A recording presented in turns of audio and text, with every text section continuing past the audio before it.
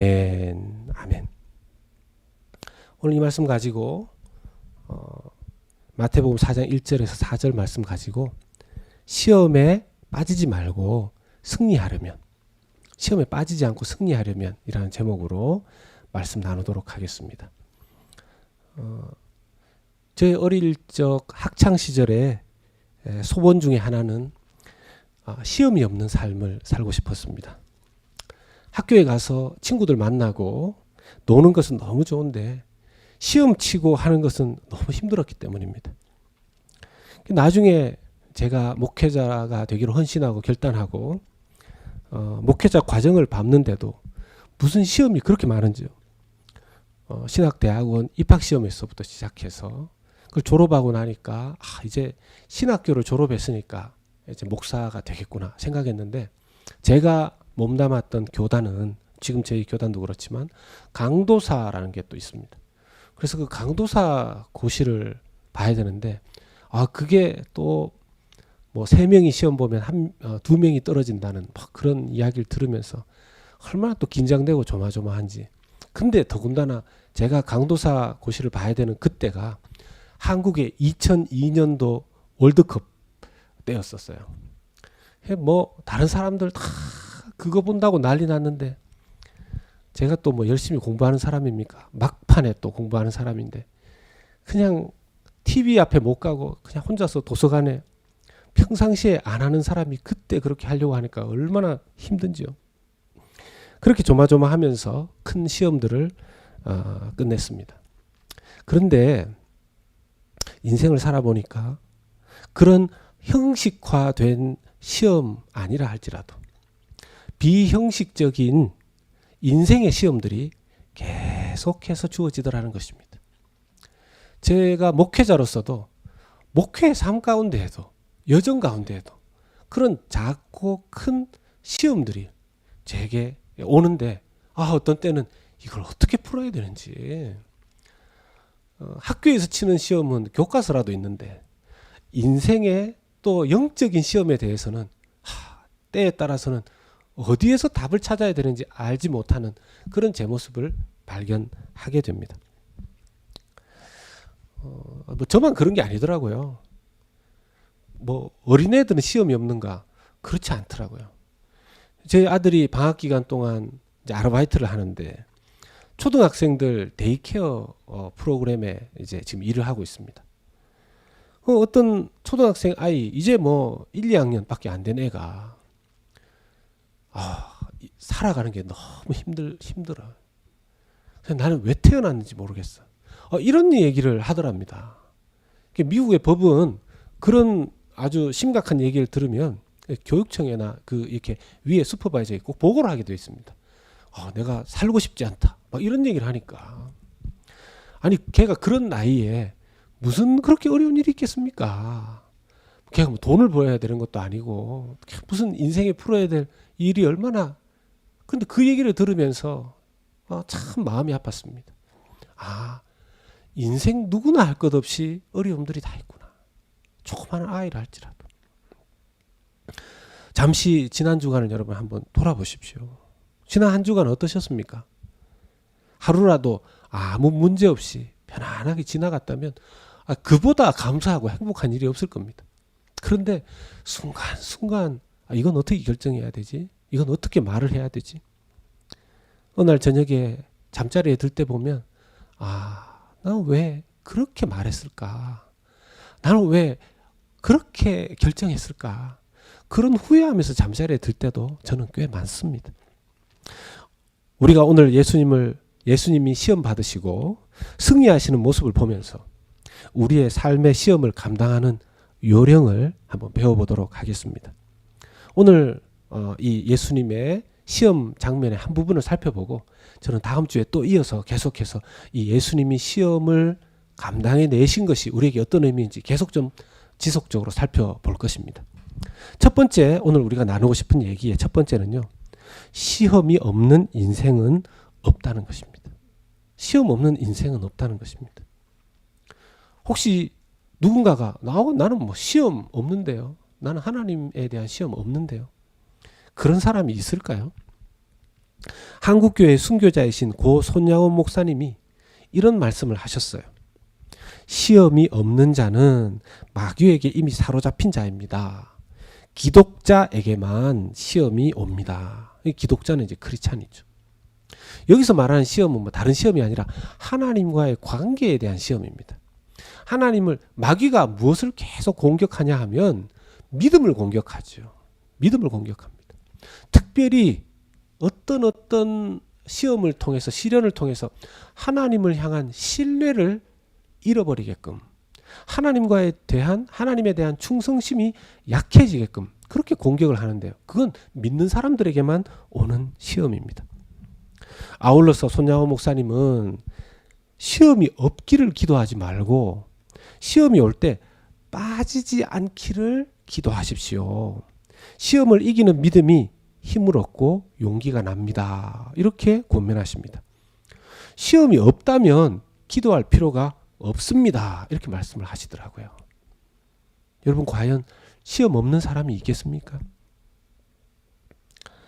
예수님도 시험 겪으셨습니다. 예수님도 지금 시험을 받지 않습니까? 여러분, 예수님이 시험 받으시는 장면을 보시고 여러분들은 어떠신지 모르지만 저는 이 장면을 보면서 좀 이상했습니다. 마태복음 4장 오늘 말씀 1절 말씀이죠. 그때 예수께서 성령에게 이끌려 마귀에게 시험을 받으러 광야로 가사. 그때 예수님께서 성령에게 이끌려, 성령님께서요 예수님을 이끌고 마귀에게 시험 받으러 가셨다는 겁니다. 아니, 성령님께서 예수님을 이끌고 좋은 곳으로 가셔도 될까 말까 한데 광야로 가시고, 그 예수님께서 지금 하나님의 귀하고 놀라운 일을 하기 위해서 오셨는데 마귀에게 시험을 받으시다니요. 예수님 하나님이신데 왜 성령님은 예수님을 이끌고 마귀에게 데리고 가셨을까요? 왜 시험을 받게 하셨을까요? 이것은 인류의 첫 시간으로 올라갑니다. 인류가 겪은 첫 시험. 아담과 하와가 에덴 동산에서 자기에게 접근해 온 사탄의 시험 통과하지 못했습니다. 그 시험에 빠져버렸죠. 그 시험에 넘어가 버렸습니다. 이것은 단순히 사탄이 내는 문제를 잘 푸는 것이 중요한 게 아닙니다. 사탄이 주는 시험은 하나님과의 관계성에 대한 것이에요. 예수님께서 대면하고 있는 것들은 모두 하나님에 대한 신뢰성에 대한 시험입니다. 여러분, 지금 사진을 하나 보시겠습니다. 이게 이제 시험 받으신 예수라는 제목의 그림인데요. 15세기경에 후안 데 플란데스라는 종교 화가가 그린 것입니다. 지금 워싱턴 국립박물관에 보관이 되어 있는데 워싱턴 국립박물관에 갈 기회가 있으시면 한번 찾아보십시오. 이 그림을 보시면 예수님이 앉아 계시고 그 옆에 머리에 뿔이 달린 수도복을 입고 있는 사람이 등장하는데요. 이 후안 데 플란데스라는 사람은 마귀를 이렇게 표현해 놨어요. 머리에 뿔이 달려 있으니까 이게 사탄인 줄 알아볼 수 있죠. 그런데요, 얼굴은 참 선합니다. 거기에다가 옷은 어떤 옷을 입고 있습니까? 수도복을 입고 있습니다. 겉으로 보기에는 쉽게 구분하기 어려운 건데 그 사람은 마귀라는 겁니다. 이 첫 아담과 하와에게 다가온 사탄도 이런 모습을 하고 찾아온 것이죠. 이렇게 보면 선하고 달콤한 이야기인 것 같은데 그 중심을 제대로 봐야지만 이것은 하나님과 나와의 신뢰관계를 깨트리기 위한 시험이구나 하는 걸 알 수 있다는 것이죠. 첫 인간 대표자 아담이 실패한 후에 인간은 하나님과의 관계를 계속해서 시험받게 됩니다. 왜냐? 아담의 실패 이후에 이 세상에 죄가 들어왔기 때문입니다. 이 세상은 이 세상은 악이 존재하는 곳이 되어버렸습니다. 그러니까 옆에 악과 죄가 존재하니 끊임없이 내 곁에 있는, 끊임없이 존재하는 그 악의 도전을, 죄를 짓게 하는 마귀의 시험이 우리에게 있는 것이죠. 너무 마귀 사탄, 시험. 이러면 또 너무 우리가 센시티브하게 마귀만 생각하게 되는 우를 범할 수도 있습니다. 그런데요, 또 한편으로는 아예 너무 마귀, 사탄 이런 걸 무시하는 것도 문제가 될 수 있어요. 우리가 존경하는 마틴 로이드 존스 목사님 에베소서 6장 강해에 영적 전투에 대해 말씀하시면서 오늘날 교회가 이렇게 악화된 중요한 원인 중에 하나는 교회가 마귀를 잊어버린 데 있다, 이렇게 말씀하셨습니다. 그런 측면에서 여러분, 지금 어떤 시험이 있으십니까? 지금 내게 닥쳐진 시험을 나는 영적으로 어떻게 반응하고 있습니까? 두 번째는요, 우리가 살펴볼 두 번째는 우리가 시험 준비가 되어 있지 않다는 겁니다. 생각보다 시험 준비가 되어 있지 않다는 거예요. 제가 이제 학창 시절에 시험 기간이 오면 친구들과 시험을 같이 준비해 보겠다고 한 집에 모였습니다. 주로 저희 집에 모였어요. 근데 이제 시험 공부를 하려면 몸이 또 건강하고 에너지가 많아야 된다 그래가지고 몸에 좋은 음식들을 좀 사고 또 과자들도 이렇게 잔뜩 쌓아놓고 일단 먼저 먹고 시작해야 된다. 그래서 이제 한참 먹습니다. 먹고 나면 또 배가 불러요. 배가 부르면 잠이 오지 않습니까? 내일이 시험인데 내일 새벽에 일어나서 해야지. 그러면서 또 잡니다. 그렇게 해가지고 시험을 망친 것이 한두 번이 아니에요. 여러분, 시험을 미리 준비했었으면 굳이 그렇게 밤에 모여서 뭐 벼락치기 하듯이 할 필요도 없을 텐데 뭐 맞닥뜨려서 하려고 하니까 그게 쉽겠습니까? 예수님은요, 예수님의 공생애를 시작하시면서 첫 사역이 죄인들과 함께 세례받는 거 아니었습니까?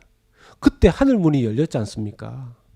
그런데 바로 그 세례를 받으신 그 다음 사역이 뭐냐면 이 시험 받으신 일입니다. 예수님께서 30년 동안 이것을 준비하셨습니다. 30년 동안 예수님께서 이 날을 준비하셨던 거죠. 하루아침에 벼락치기해서 되신 거 아닙니다. 예수님은 40일 동안 금식하셨습니다. 40이라는 숫자가 여러 면에서 의미가 있죠. 여러분 아시겠지만 이스라엘 백성이 40년 동안 광야 생활했습니다.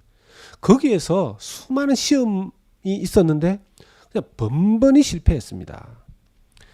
열왕기상 19장 8절을 보면 엘리야는 음식이 없이 40일 동안 여행을 갔다고 되어 있고요. 모세는 시내산에 올라서 40일 금식했다고 되어 있습니다. 이 40이 주는 의미 중에 하나가 인간이 경험할 수 있는 극도의 한계치까지 올라가는 것입니다. 어느 정도의 시험은 인간으로서 감당할 수 있을지 모르지만 극한의 지경에 가면 인간의 한계를 넘어섭니다. 그리고 무엇보다 인간은 사탄보다 약합니다. 그래서 자신 있게 이 정도는 내가 감당할 수 있습니다. 이 정도는 그냥 제 인생 경험과 제 힘이면 사탄 오라 그래. 그렇지 않습니다. 사탄은 인간보다 훨씬 지혜롭고 이 영적인 세력이기 때문에 힘이 있다는 것입니다. 물론 하나님보다 못하지만요. 그리고 또 하나의 문제는요, 우리가 이 시험에 미리 준비가 안 돼 있다는 얘기는 시험이 단순한 게 아니라 난이도가 레벨이 다르다는 거예요. 제가 한국의 어떤 책 중에서 한국의 방어 체계, 얼마 전에 이스라엘도 전쟁에서 아이언돔이라는 그걸 통해서 이스라엘로 날아오는 미사일을 막 방어해서 해외 뉴스에 나지 않았습니까? 한국도 미사일 방어 체계가 되어 있습니다. 왜냐하면 이제 곧 그 휴전선 이북으로 북한이 미사일을 엄청나게 개발했지 않습니까? 거기에 보니까 한국의 미사일 방어 체계는 대략 3가지 종류라 그래요. 적의 미사일이 낮은 고도로, 저고도로 오면 한국에서는 패트리어트 미사일로 맞추도록 되어 있다고 합니다. 근데 적의 미사일이 60km 이상의 중고도로 날아오면 패트리어트 미사일로는 안 되고 지대공 미사일 또는 대공 미사일이라는 것으로 막아내야 된다고 합니다. 근데 100km 이상의 높은, 이걸 이제 고고도라 그러는데요. 이런 고고도로 날아오는 미사일은 고고도 미사일로 막아놔야 되는데, 그게 한국에 한참 말이 많았던 사드라고 하는 그 방어 체계가 있어야지만 막을 수 있다 그럽니다. 높이별로 준비가 되어 있어야지만 적의 공격을 막을 수 있다라는 것이죠. 이것처럼 마귀의 공격도 정말 다양하다는 겁니다. 이 다양한 마귀의 공격에 다양하게 준비가 되어 있지 않으면 나는 요 시험은 내가 감당할 수 있어 그랬는데 다른 걸로 시험이 오는 경우들이 많다는 것이죠. 적의 공격같이 미리 그 시험거리를 알고 즉각적으로 방어를 해야 되는데 대비가 안 되어 있으니까 시험을 받아들고 그냥 넋놓고 당하게 되는 경우들이 많다는 겁니다. 예수님은 우리가 오늘 읽은 본문 그리고 연결된 그 본문에서 세 가지의 큰 시험을 받으셨고 그 시험 세 가지를 말씀으로 이기셨는데 모두 신명기의 말씀이었습니다. 신명기에 각각 다른 구절을 사용하셔서 이 시험을 이기셨어요. 그래서 여러분, 한편으로 우리가 다른 방법이 없습니다. 하나님 말씀을 많이 읽고 묵상하고 암송하고 공부하는 방법밖에 없는 거죠. 내 속에 다양한 말씀이 부족하고 혼자서 무방비 상태로 있다면 거의 사탄의 공격에 노출되어 있다고 해도 과언이 아닙니다. 베드로전서 5장 8절 말씀을 봅니다. 근신하라, 깨어라. 너희 대적 마귀가 우는 사자같이 두루다니며 삼킬 자를 찾나니. 여러분, 말씀해 보시면 이게 날마다 깨어있지 않으면 안 되는 것이요. 마귀가 어떤 자를 찾냐면 삼킬 자를 찾는다 그랬어요. 마귀가 아무나 공격하고 아무나 시험하지 않는다는 겁니다. 삼킬 만한 자. 저 사람은 준비가 덜 돼 있구나. 저 사람 지금 영적으로 틈이 생겼구나. 그러면 달려든다는 거죠. 그러면 시험 든다는 겁니다. 시험을 준다는 겁니다. 어느 책에서 읽은 문장을 제가 한번 소개해 보겠습니다. Don't pray for the easy life. 쉬운 삶을 위해서 기도하지 말고 but pray to be a strong man.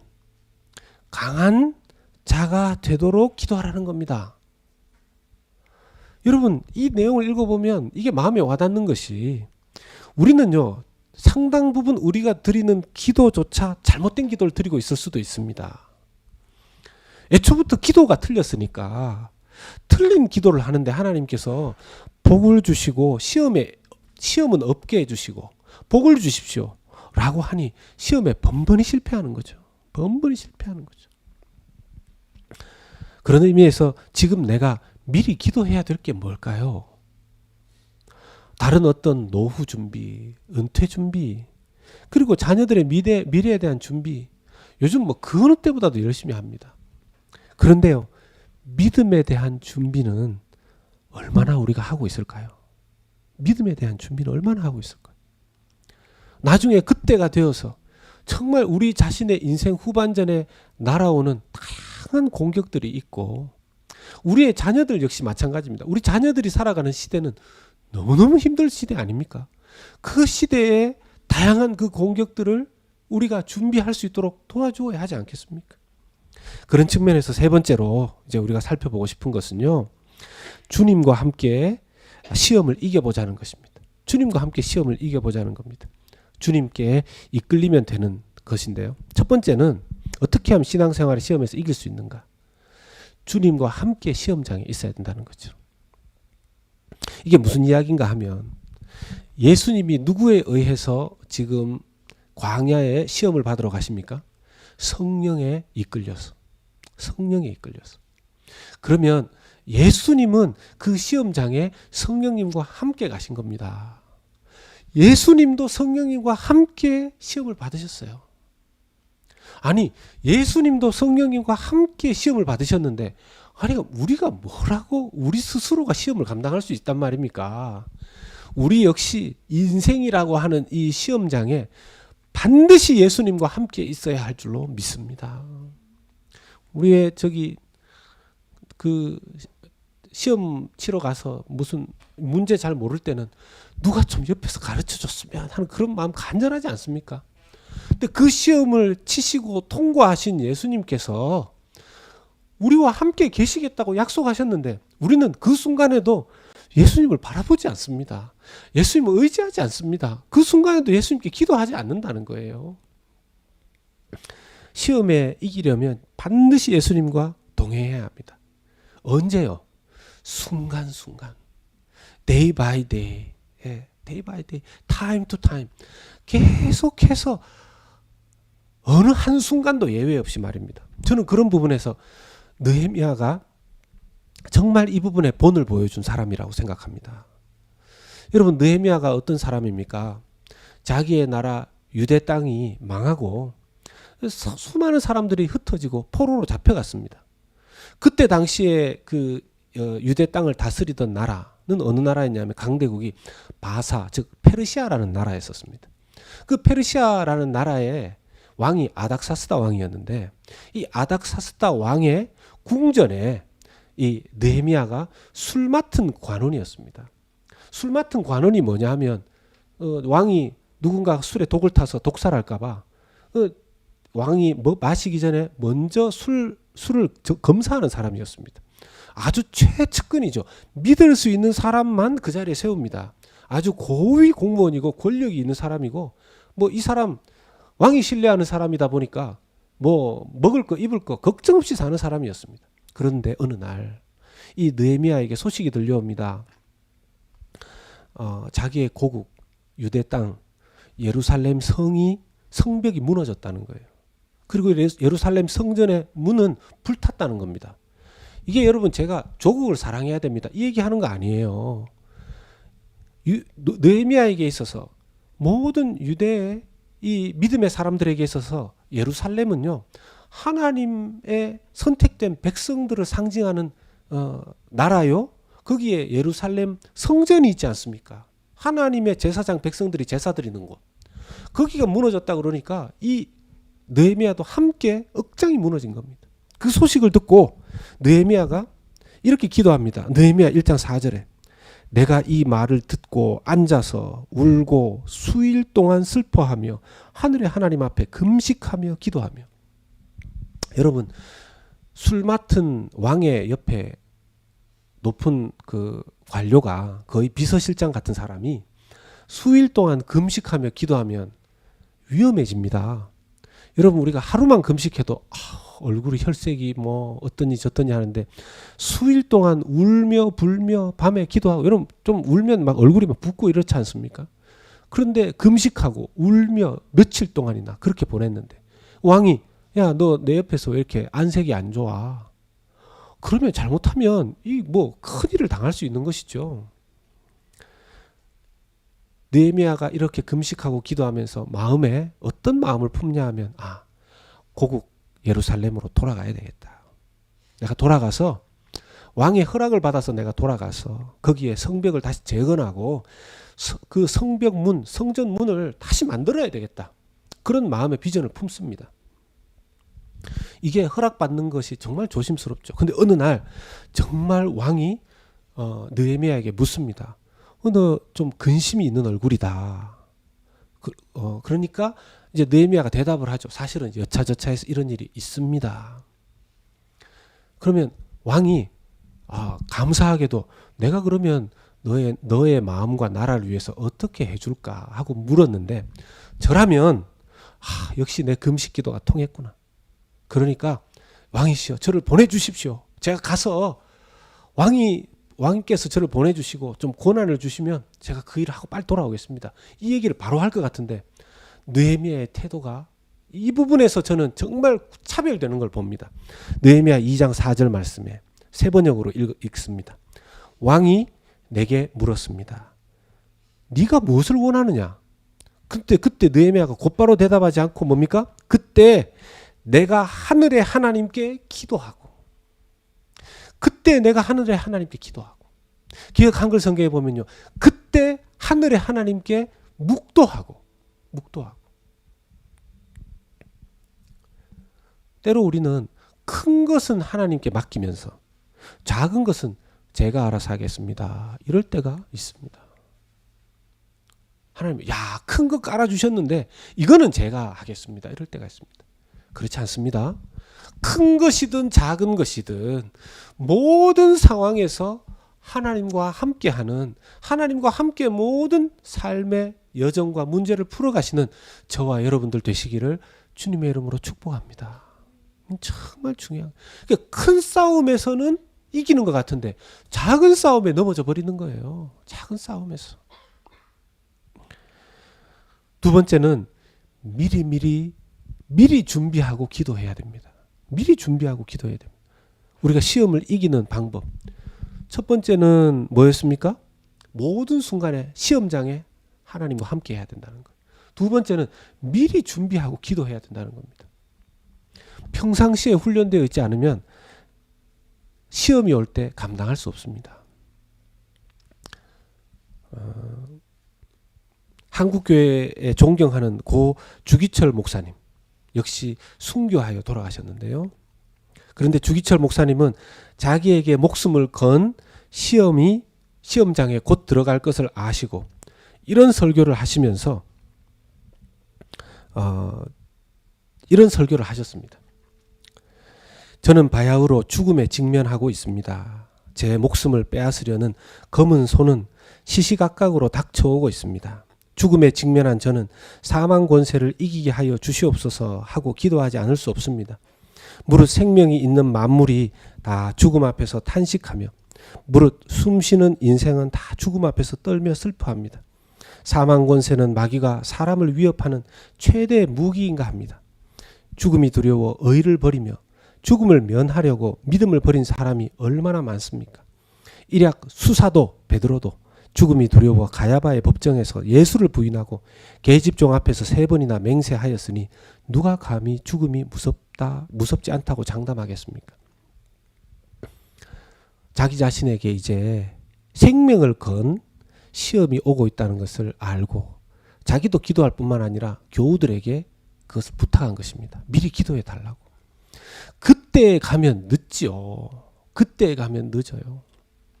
여러분, 오늘날 우리가 성경에서 말하는 바 대환란의 때가 올 것이다 그러지만 많은 성도들 중에서 뭐 성경에 그렇게 있긴 하지만 대환란 그게 뭐지? 그냥 뭐 지금 이런 팬데믹 이런 게 대환란인가? 여러분, 정말 대환란의 때에 마지막 때에 엄청난 순교의 그 핍박의 시험이 오게 되면 지금 우리가 준비한 기도와 우리의 신앙으로 감당해낼 수 있을까요?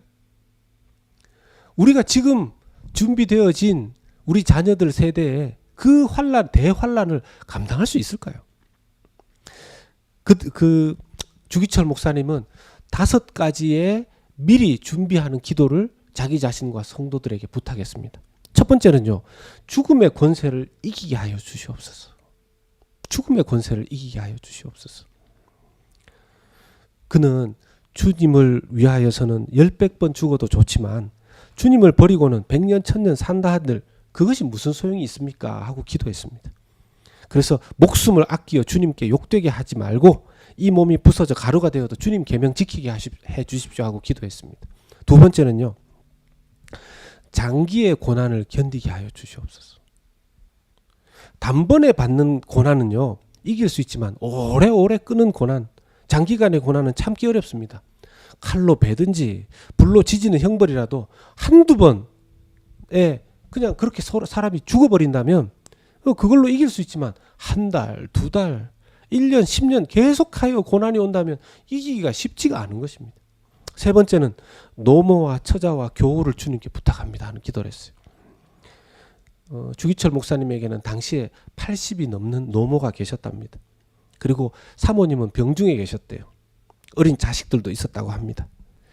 아들로서의 의무, 또 가장으로서의 의무, 아비된 자로서의 책임이 무거웠는데 그것조차도 감당할 수 있도록 기도했던 것이죠. 네 번째는 의에 살고 의에 죽게 해 주시옵소서 그렇게 기도했고요. 다섯 번째는 내 영혼을 주님께 부탁합니다 하고 기도했습니다. 이런 기도를 미리 하였기 때문에 그 어려운 순교를 감당할 수 있었던 거 아니겠습니까? 말씀의 훈련도 미리미리 되어 있어야 하죠. 아무리 비싸고 좋은 컴퓨터를 가지고 있고 요즘 셀폰 얼마나 좋습니까? 옛날에는 그냥 걸고 받는 것만 됐는데 요즘 셀폰에서 뭐 별거 다 합니다. 요즘 컴퓨터요 너무너무 좋습니다. 그런데 문제는요, 내가 아무리 좋은 컴퓨터를 가지고 있고 셀폰 가지고 있다 하더라도 그 안에 데이터가 없고 그 안에 애플리케이션이 없고 그 안에 프로그램이 없다면 그 좋은 컴퓨터 가지고서 뭐 게임이나 하고 뭐 간단한 거나 보고 그 좋은 셀폰으로도 그냥 뭐 전화 걸고 받고 하는 거 그거밖에 더 하겠습니까? 마찬가지죠. 하나님께서 예수님께서 우리를 위해 죽으셨고 예수님께서 이 시험 감당하면서 내가 너와 함께 하겠다 약속하셨는데 아니 우리는 말씀도 모르고 말씀에 데이터도 없고 말씀을 사용하는 경험도 별로 없고 훈련도 되어 있지 않다면 그 다양한 저고도 중고도 고고도에서 오는 미사일을 막아야 되는 그 방어 체계가 다양해야 되는 것처럼 우리 속에 위험한 다양한 상황과 순간 속에서 오는 그 일들에 어떻게 이겨내겠냐는 거죠. 미리미리 말씀의 훈련이 안 돼 있다면 말입니다.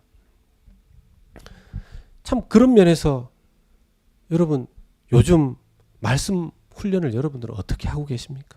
여러분 성경 공부 어떻게 하고 계십니까? 제가 이 말씀을 생각하면서 저를 돌아보니까 제 자신이 참 자책이 되는 거예요.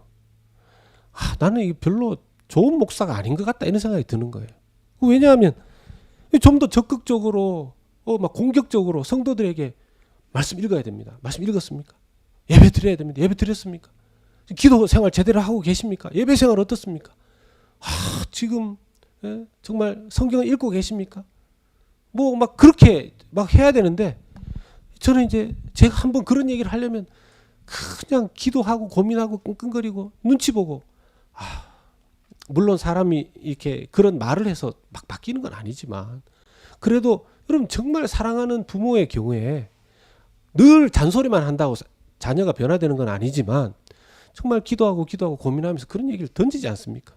근데 저도 여러분들에게 때로 좀 이렇게 신앙생활 해야 되지 않겠습니까? 그 한마디를 던지기 전에 정말 많이 기도합니다. 지금도 제가 이 말씀 보면서 너무너무 자책이 되는 거예요. 내가 정말 더 사랑하는 마음으로 고민하고 해야 되지 않는가. 세 번째는 여러분 말씀에 대한 반응이 삶에 적용적인 결론이어야 합니다. 여러분 이게 무슨 뜻이겠습니까? 말씀에 대한 반응이 내 삶에 적용적인 결론이어야 합니다. 마귀의 시험의 목적은요, 하나님과의 신뢰관계를 깨트리는 것이었습니다. 하나님에 대한 의심을 계속 품게 하는 것이었습니다. 예수님은 그 시험에 대해서 다른 도구가 아니라 하나님의 기록된 말씀을 사용하셨어요. 오늘 말씀 마태복음 4장 4절에 예수께서 대답하여 이르시되 기록되었으되 사람이 떡으로만 살 것이 아니요 하나님의 입으로부터 나오는 모든 말씀으로 살 것이라 하였느니라 하시니, 여기 마태복음 4장 4절뿐만 아니라 예수님께서 신명기의 말씀 세 구절로 마귀의 시험을 이기실 때 꼭 그 앞에 먼저 하신 말씀이 있습니다.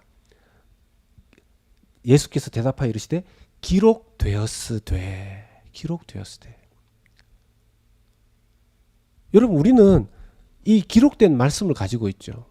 때로 이게 하나님께서 사람들을 통해서 쓰셨기 때문에 기록된 문서, 기록된 말씀, 그것을 인정은 하지만 그냥 기록된 말씀 그 이상으로 못 넘어가는 경우들이 있는 걸 봅니다. 이 말씀은 자기 자신에게 하나의 기독교 경전처럼 생각하고 그 말씀이, 기록된 말씀이 하나님의 말씀으로 내게 연결시키지 못하는 그런 신앙생활을 할 때가 많더라는 것이죠. 예수님은 이 기록된 말씀을 하나님의 레마의 말씀으로 받아들였어요. 그런 측면에서 여러분 어떤 말씀을 읽고 듣더라도 그것이 내 안에 와서 터치가 되고 해석이 되고 적용으로 결론이 맺어지지 않는다면 그것은요, 우리는 하나님 말씀을 그냥 문서로, 설교도 마찬가지죠. 설교를 듣고 그 안에 하나님께서 내게 주신 말씀을 내가 반응해서 그것을 내가 들은 말씀의 결론으로 맺지 않는다면 그건 설교를 즐긴 것밖에 안 됩니다. 이재철 목사님의 로마서 강해 속에 등장하는 한 일화입니다. 이재철 목사님이 어느 날 자녀들과 가정예배를 드리는데 그날의 본문이 마태복음 18장 12절에서 14절이었답니다. 길 잃은 어린 한 마리 양에 대한 주님의 말씀이죠. 99마리 양을 두고 한 마리 어린 양을 찾아가는 아이들에게 이 말씀 통해서 무엇을 느꼈는가 하고 물었더니만 보통 경우에 이제 큰 아이가 저는 이렇게 생각합니다 하고 대답을 하면 그 밑에 아이들은 그걸 늘 따라간다는 거예요. 근데 마침 그때 당시에 친척 한 분이 이재철 목사님 집에 와 계셨는데 아무런 소망이 없고 인생의 벼랑 끝에 서 있는 분이셨어요. 당장 내일 자기 자녀를 데리고 들어갈 거처조차 없는 분이셨다는 겁니다. 바로 그분에게 어떻게 살아야 될지 암담한 상황에 있는 그분과 함께 가정 예배를 드리면서 그분에게도 같은 질문을 이제 드리니까 이분이 이렇게 대답을 했답니다. 우리 하나님이 99마리 양을 두고 한 마리를 찾기 위해 나서시는 사랑의 하나님이시라면 나의 거처 또한 마련해 주실 것이라고 믿습니다. 내가 하나님만 바라보며 힘을 내어 살아가려고 하는데 하나님께서 나를 굶겨 죽이시겠습니까? 결코 그렇지 않다고 믿습니다. 이렇게 반응했다는 겁니다. 여러분, 우리 인생에 수많은 고민이 있지만 우리 믿는 자가 그 고민과 시험에 빠지는 것이 아니라 그것을 통과하고 승리해 내려면 기록된 말씀이 나에게 레마에 하나님이 지금 나에게 주시는 말씀으로 받아서 하나님의 말씀이 그렇다고 하니까 저는 그 말씀을 믿고 지금 이 상황의 결론을 내리겠습니다 하는 것이 믿는 자의 승리의 비결이 되는 줄로 믿습니다. 말씀으로 결론 내려버리는 거죠. 네, 이런 고민들이 있지만 하나님의 말씀을 따라서 결론을 내려버리는 것입니다. 지금 고민 중에 내리는 결론이 무엇입니까? 여러분들은 고민 중에서 어떤 것으로 결론을 내리십니까? 내 감정을 따라서? 지금 상황을 따라서? 아니면 경험을 따라서? 내 지식을 따라서? 아니면 하나님의 말씀에 대한 해석적인 적용이 내 고민에 대한 결론입니까? 말씀을 맺습니다. 시험 없는 인생 없습니다. 특히 우리 믿는 사람들에게 인생은 시험장이라고 할 수 있습니다. 자꾸 하나님 없이 내 힘으로 시험 통과하려고 하지 말고 또 큰 것은 하나님께 맡기고 작은 것은 내가 해결하려고 하는 우를 범해서는 안 되겠습니다. 무엇보다 내게 닥쳐올 시험을 미리 대비하고 지금 훈련해야 되겠습니다. 무엇보다 말씀으로 생각하고 말씀으로 내 삶에 적용하고 결론 내리는 훈련을 지금부터 해 나가야 되겠습니다. 이번 한 주간 크고 작은 시험 속에서 주님과 함께 말씀과 함께 승리를 누리시는 성도님들 되시기를 예수님의 이름으로 축복합니다. 아멘.